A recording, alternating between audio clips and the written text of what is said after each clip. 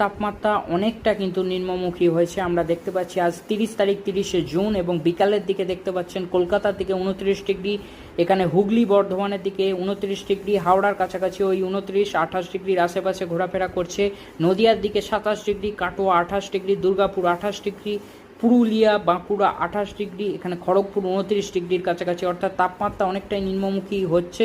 এবং 1 তারিখ আমরা যদি দেখে নিই, আমরা 2 তারিখ অবধি দেখব, 1 তারিখও কিন্তু তাপমাত্রা 29 ডিগ্রির আশেপাশেই ঘোরাফেরা করবে, তবে একটু বেলার দিকে ওই 31-এর কাছাকাছি যাবে। অনেক তাপমাত্রা কিন্তু কম, যেহেতু বৃষ্টিপাত চলছে তার ফলে।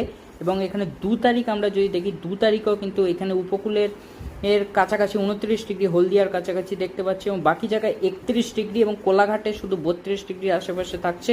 অনেক তাপমাত্রা কিন্তু যে নিম্নমুখী থাকবে বলা চলে, এবং যে সন্ধ্যার দিকে তাপমাত্রা আরও কমে যাবে 2 তারিখ 27 থেকে 28 ডিগ্রির কাছাকাছি, এবং যে উপকূলের দিকে আমরা দেখতে পাচ্ছি 29 ডিগ্রির কাছাকাছি, ওই 28-29 ডিগ্রির কাছাকাছি ঘোরাফেরা করবে।